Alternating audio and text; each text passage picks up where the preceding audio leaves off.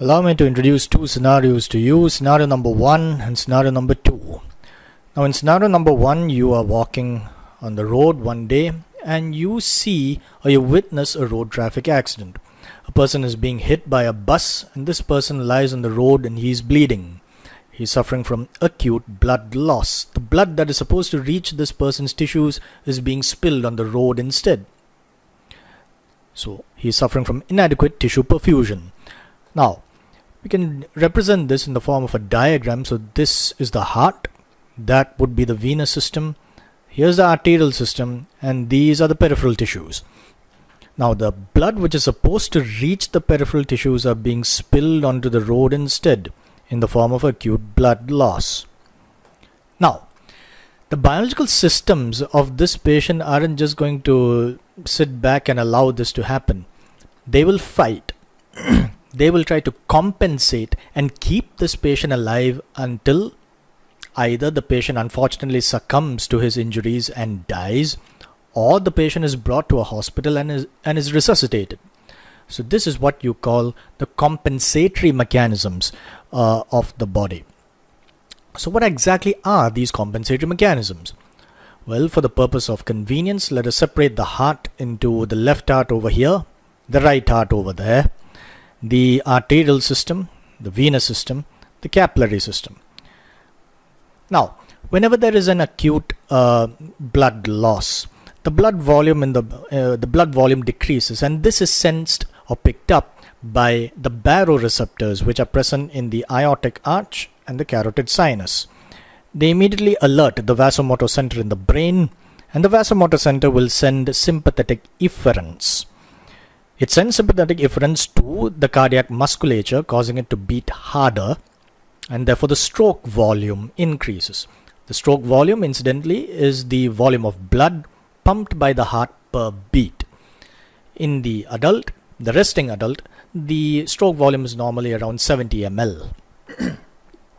So that's one thing that the vasomotor center does. The vasomotor center also sends sympathetic efferents to the sinoatrial node, causing it to beat faster.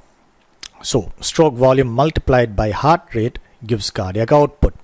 So if you have a heart rate of around 72 beats per minute, the cardiac output comes to around 5 liters in the resting adult. Again, the vasomotor center sends sympathetic efferents to the blood vessels, the arteries, the capillaries, the arteries and the veins, causing them to undergo vasoconstriction. And when vasoconstriction occurs, there is increase in total peripheral resistance. Cardiac output multiplied by total peripheral resistance gives blood pressure. So there is increase in stroke volume, increase in cardiac output, increase in the blood pressure, but the vasomotor center isn't done yet. It sends sympathetic efferents to the kidney, the juxtaglomerular apparatus of the kidney. This results in the release of a substance known as renin. Now renin will cleave an inactive protein released by the liver called angiotensinogen. So angiotensinogen with the help of renin gets converted to angiotensin 1, and angiotensin 1 circulates in the systemic circulation and ultimately gets acted upon by an enzyme called angiotensin converting enzyme, or ACE. ACE converts angiotensin 1 to angiotensin 2, and angiotensin 2 binds to AT1 receptors. In the acute setting, AT1 receptors in 4 locations become significant. They include number 1, the vascular smooth muscles. So when angiotensin 2 binds to AT1 receptors in the vascular smooth muscles, they result in increased vasoconstriction and further increase in total peripheral resistance. When angiotensin 2 binds to AT1 receptors in the sympathetic nerve terminals, it causes increased release in norepinephrine, thereby augmenting the sympathetic nervous system response. When angiotensin 2 binds to AT1 receptors present in the adrenal medulla, it results in increased catecholamine release, thereby further augmenting the response of the sympathetic nervous system. Finally, and crucially, angiotensin 2 binds to AT1 receptors present in the zona glomerulosa of the adrenal cortex. And upon stimulation, It causes increased reabsorption of sodium and water from the collecting duct into the systemic circulation. So, if this was the picture prior to the compensatory mechanisms, this would be how the picture looks like after the compensatory mechanisms have kicked in. So as you can see, there is an increase in the heart rate, the force of contraction. You can see here that the vasoconstriction has occurred, and here you can see that there has been increased reabsorption of sodium and water from the collecting duct into the systemic circulation. And all this results, or hopefully should result, in an increase in the tissue perfusion that we want to maintain at any cost. So, an attempt is made to maintain tissue perfusion by increasing inotropy or force of contraction, chronotropy or the heart rate, the afterload, which is the resistance against which the heart has to pump, and the preload, the degree of stretch of the myocardium just prior to contraction. So, these mechanisms, these compensatory mechanisms, are beneficial and potentially life-saving in acute settings. So that was scenario 1. Let us now discuss scenario 2. Now, nobody is getting hit by a bus over here. Instead, let us consider the example of a gentleman that suffered from an acute myocardial infarction that has affected his left ventricular function, and crucially, this person has survived. Okay, so when the person has suffered from a myocardial infarction, the heart can no longer pump with the previous efficacy, and therefore there is some amount of tissue perfusion compromise, and therefore all the compensatory mechanisms that we discussed earlier begin to kick in. So, if this was the picture before the MI, this would be the picture after the MI. So you can see not so nice infarct over here, and all the compensatory mechanisms that we discussed earlier kick in: positive inotropy, chronotropy, preload, and afterload. Right. So scenario 1 and scenario 2 were very similar in many aspects. Most importantly, the compensatory mechanisms which kicked in. However, there's a difference. Now, in scenario 1, the compensatory mechanisms remained activated until the patient, unfortunately, succumbed to the injuries and died, or until that patient was brought to a hospital and was resuscitated. Now, either way, the compensatory mechanisms would have been activated for probably a few hours or at the most a few days.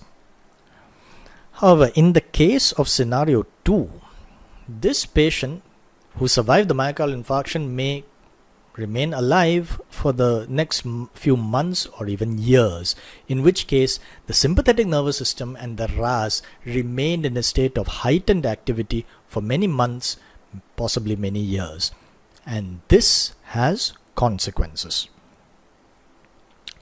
Right. So let us just review what just happened in scenario 2. So an initial event occurred. In our example, it was the myocardial infarction. So an initial event occurred that set off a sequence of subsequent events, which we are yet to discuss. The initial event is termed the index event. In our previous example, scenario 2, the index event was a myocardial infarction.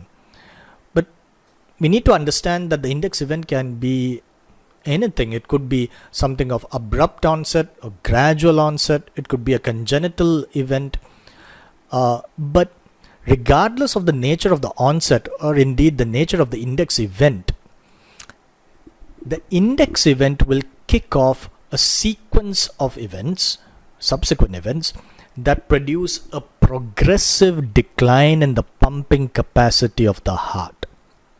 That's the bottom line. The index event kicks off a sequence of events that produce a progressive decline in the pumping capacity of the heart, and this damage occurs gradually over a period of months, possibly years.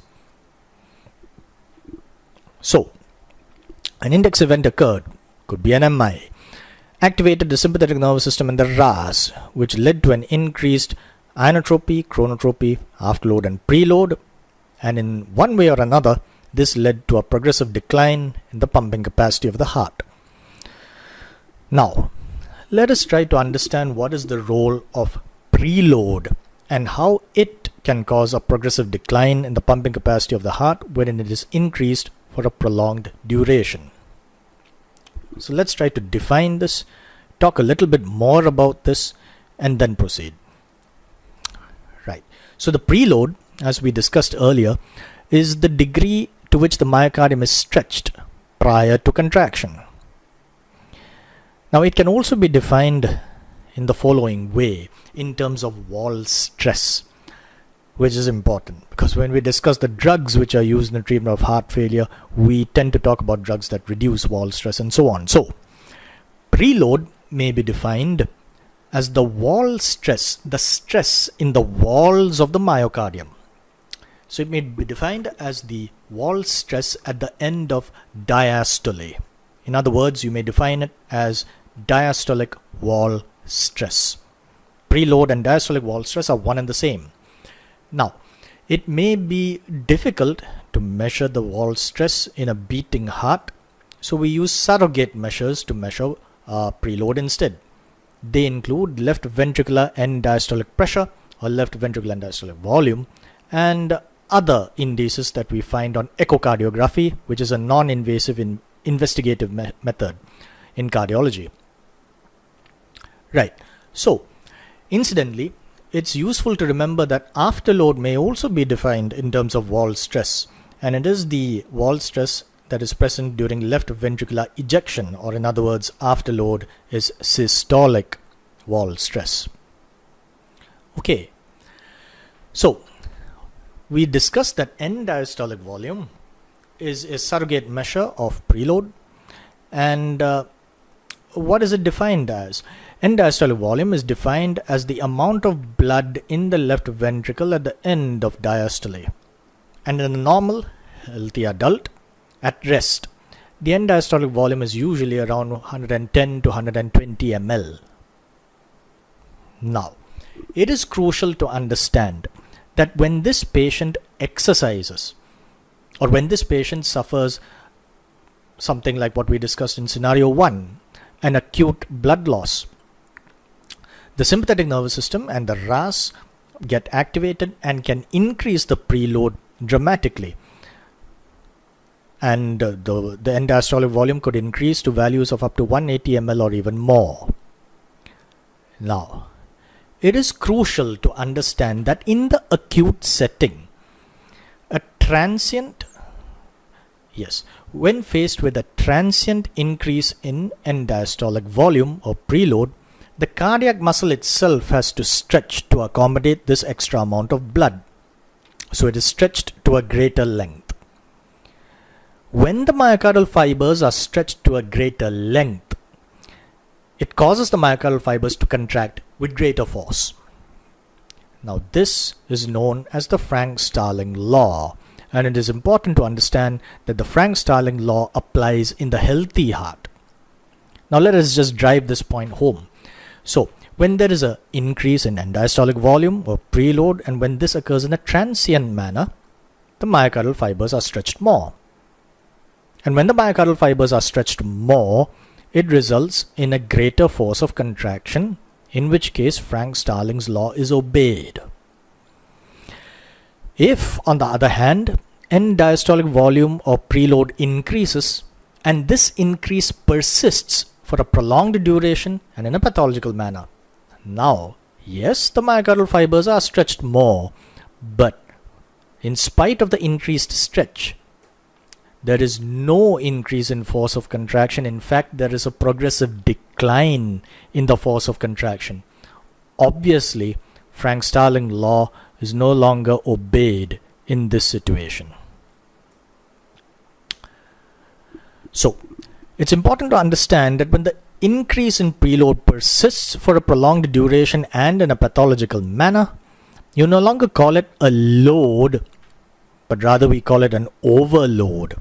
And since this has something to do with increase in end diastolic volume, a surrogate measure of preload, we call it volume overload. Right. So volume overload is something that induces certain changes in the heart, and as a result of these changes there is a progressive decline in the pumping capacity of the heart. Now we need to know what exactly these changes are. The most important change induced by volume overload is hypertrophy. Now what exactly is that? We know that hypertrophy refers to an increase in the size of the cell, not in the number. And this becomes important in conditions like the heart.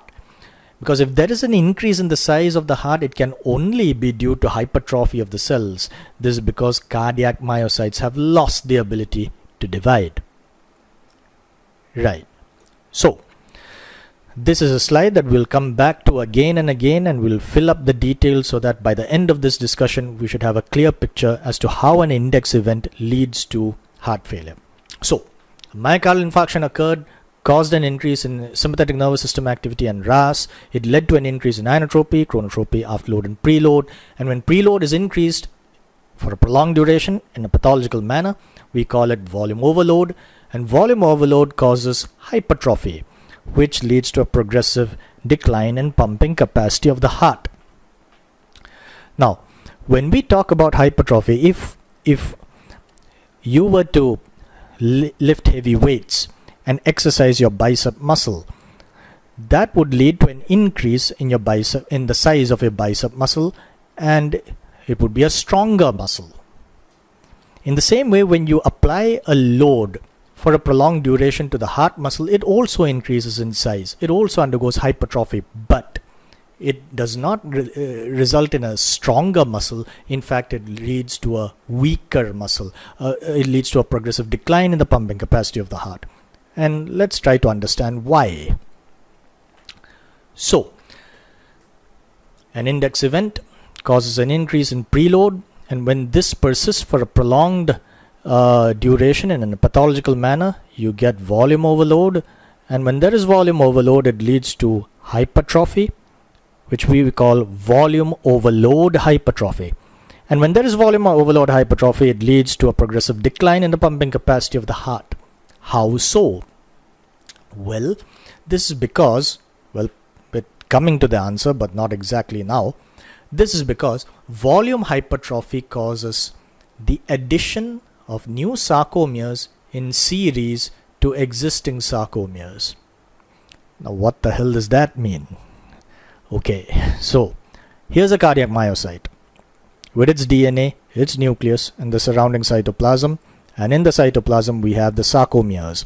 Sarcomeres are the contractile units of a cardiac muscle, and there's a capillary which is supplying this cardiac myocyte. Now, when we subject this cardiac myocyte to volume overload in a pathological manner for a prolonged period of time, it undergoes volume overload hypertrophy, in which fresh sarcomeres are made and added in series to the existing sarcomere. So if I were to add a fresh sarcomere to this existing sarcomere over here, I would have to add it side by side to the present sarcomere. So I would have to add it like that, and not on top of the previous one. So I'm going to add another sarcomere in series over here. So that's how it goes. As you can see, the size of the cell will now increase, or to be more accurate, the cell has now elongated. Now one thing that doesn't change over here is the blood supply to this now enlarged cardiac myocyte. This is an enlarged cardiac myocyte. It is going to require more blood, more oxygen. It needs more waste products to be carried away. But this doesn't happen. The capillary supply to this cardiac myocyte remains constant. It does not increase in a proportionate manner. Now, if we take a cross section of the left ventricle, of the normal left ventricle, we can see that it has got an elliptical shape. But as a result of volume overload and volume overload hypertrophy, you can see that sarcomeres get added in series and the cardiac myocytes get elongated. And now in this situation, if you were to take a cut section of the left ventricle and look at it, you would see that this is how it would look. So you can see the cardiac myocytes are elongating now, and as a result of that elongation, the cut section of the left ventricle is no longer elliptical, it is more spherical. It's more spherical, and this is no longer a normal left ventricle, it's a dilated left ventricle. It's a dilated left ventricle, spherical in cut section, and if you were to compare the radius of a normal left ventricle to that of a dilated left ventricle, it's quite easy to see that the dilated left ventricle has got a much higher radius. So, with this new knowledge, let us try to fill up the blanks now. Index event, increased SNS and RAS, increased preload.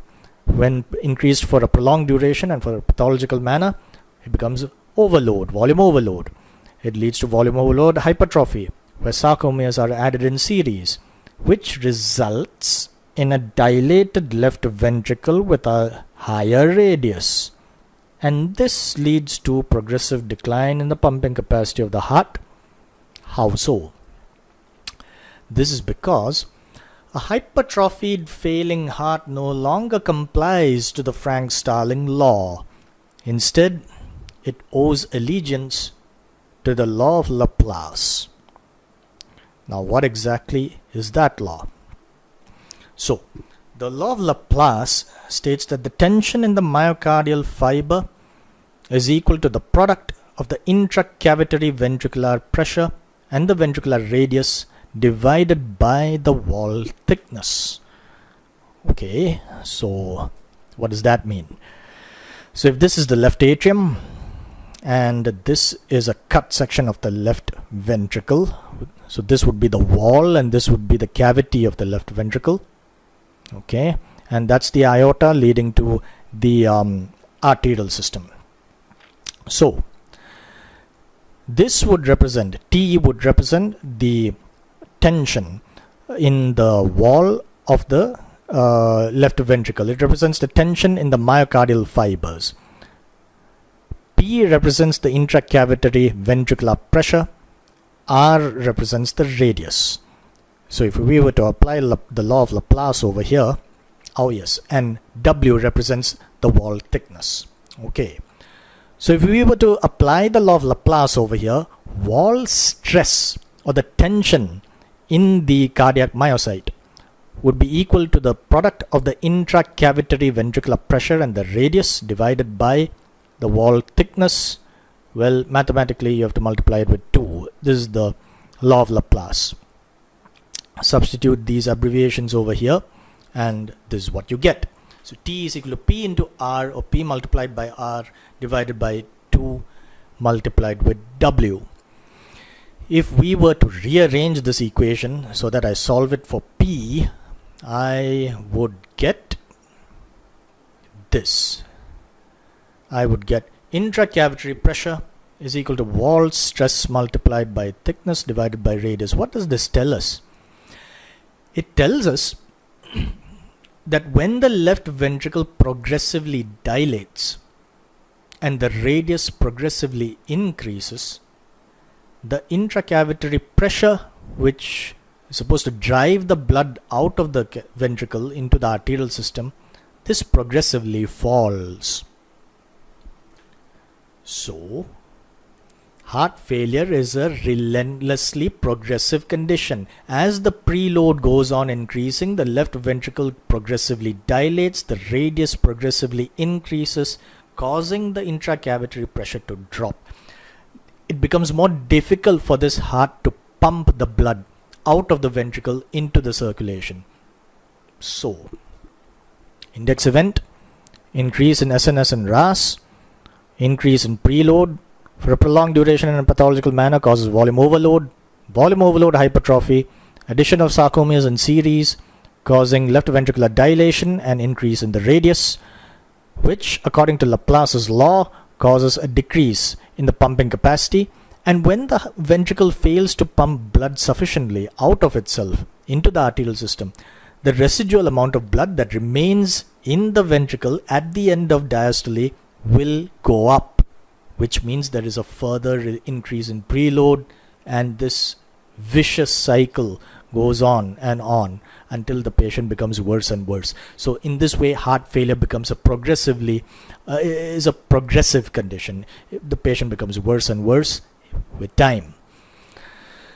Now, there are drugs which are used in the treatment of heart failure. They include vasodilators. When you give a vasodilator, it reduces the preload and afterload. And we did discuss that the law of Laplace states that the wall stress is equal to intracavitary pressure into radius divided by wall thickness. And we also defined preload as diastolic wall stress and afterload as systolic wall stress. So it makes sense that if you give a vasodilator, it reduces wall stress, therefore reducing radius. And as you reduce the radius, the heart tends to return to its elliptical shape.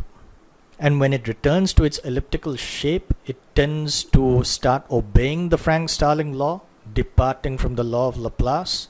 And when the Frank-Starling law begins to apply, the cardiac output begins to increase. So, this explains how vasodilators may be used in the treatment of heart failure. But the problem with vasodilators vasodilator would be that it causes a fall in the blood pressure and a reflex stimulation of the sympathetic nervous system. If you remember, a fall in the blood pressure would stimulate the baroreceptors in the aortic arch and the carotid sinus. The vasomotor center gets stimulated, and it will stimulate the sympathetic nervous system and the RAS, which is not something that we want. If, on the other hand, you had a vasodilator that could do all this, decrease the preload and afterload, decrease the radius, return the heart to its elliptical shape, make the Frank-Starling law apply and make the cardiac output go up without stimulating the sympathetic nervous system, that would be an ideal drug in the treatment of compensated heart failure. And we have a drug in that class. They are called the angiotensin converting enzyme inhibitors, which we will talk a lot more in the subsequent discussions. Alright, so the stroke volume, we define that as the volume of blood that is pumped by the heart per beat in the normal adult. At rest, it is around 70 ml. The end diastolic volume is the volume of blood that remains in the ventricle at the end of diastole, and in the resting adult, it is usually around 110 to 120 ml. There is something called the ejection fraction, which is defined as stroke volume divided by end diastolic volume, which in the normal resting adult should be around 58 to 60%. Well, that is when you divide the stroke volume and end diastolic volume and multiply it into 100. You express it in the form of percentage.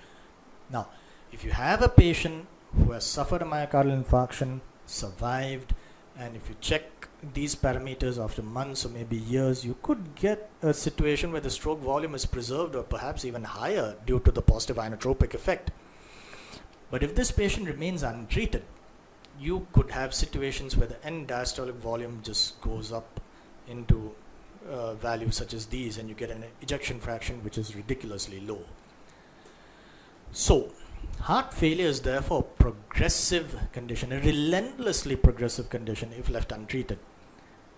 And if you want to give a treatment modality, you need to make sure that this is a drug that not just relieves the symptoms, which we'll discuss later, but it needs to halt the progression of the disease, or at least delay it. Now, the form of heart failure that we have discussed till now is something in which the ability of the heart to pump blood, the systolic function, has declined, and therefore we call this systolic dysfunction, and we call this heart failure with reduced ejection fraction.